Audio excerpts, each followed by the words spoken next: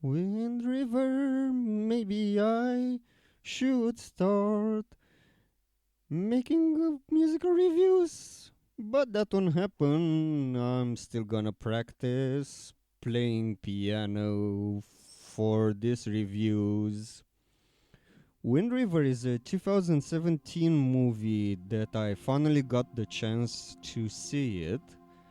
And for the plot of this movie, I'd like to imagine it like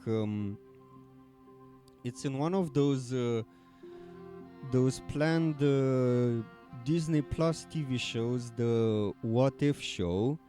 And I'd like to imagine that since you have both Jeremy Renner, aka Hawkeye, and Elizabeth Olsen, aka Scarlett Witch, in this movie, I'd like to imagine that this is the story of what if Hawkeye, after he lost his wife and children to Thanos's snap. He went to the mountains and made himself a new family. And then Elizabeth Olsen became an FBI agent. And Hawkeye gave up being a marksman with his bow and arrow and started being a marksman with a sniper rifle. Well, you could see it as an alternative universe.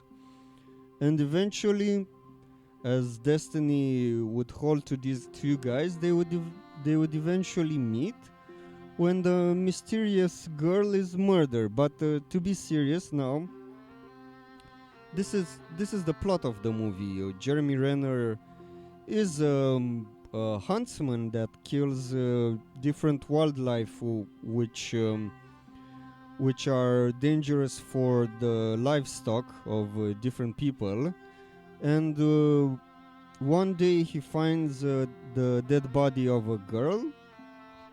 Elizabeth Olsen is an FBI agent who comes to help with the investigation. And it's a pretty straightforward movie, in my opinion. What I really liked about it is that it's modern day Western. And I really liked the beautiful snow background that this movie was using.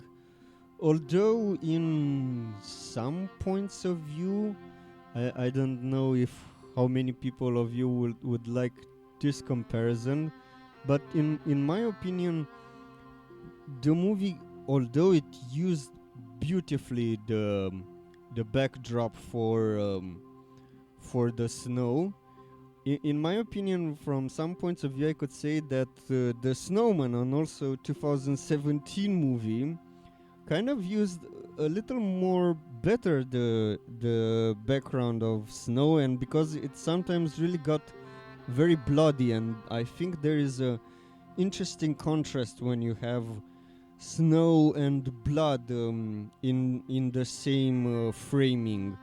But let's go back to Wind River. Yeah, this movie is beautifully shot. The soundtrack wasn't that special to me. I mean, it sometimes had some very somber songs that I liked, but nothing popped out for me. I really liked the director for Wind River, Taylor Sheridan.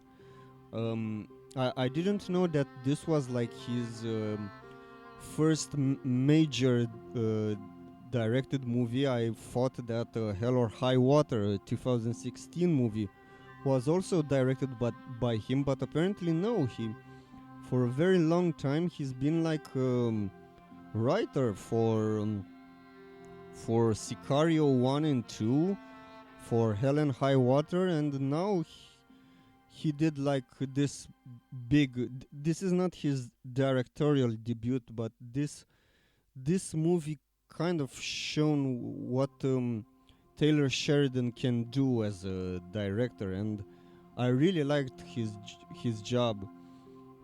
Also, Jeremy Renner is a pretty good actor, and Elizabeth Olsen she's also a very good actress. He is a very good leading man. I really liked him in the main role. But also, I'd like to point out that I observed. So his character was married to an Native American girl, and they got split up. You'll find out in the movie their motive for their split, and I really liked that because he was for so much time surrounded by Indians. He started speaking like this. This is the way of the nature, and I'm gonna take care of it. Maybe people will observe this, but this was like a funny detail that I observed. And also there were some Native American boys that they were junkies, and they started talking, yo man, don't be so harsh with us. So what is it when the people start doing drugs, they become wiggers? Or that was a little funny for me. The movie also reminded me a lot of Coen Brothers thrillers. It had like an interesting style to it. The story kept me on my feet for a long time. I really liked it. And also I kind of liked that the movie had a lot of Native American actors in it. And one of the actors that I liked seeing again in a major movie is Graham Greene. He's been like one of those Native Americans that I've seen him in a lot of movies back in the 90s. So I was happy again to see him.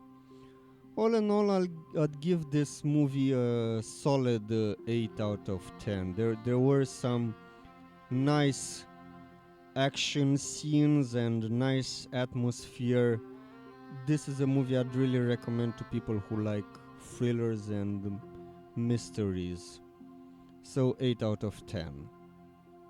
Thank you for listening.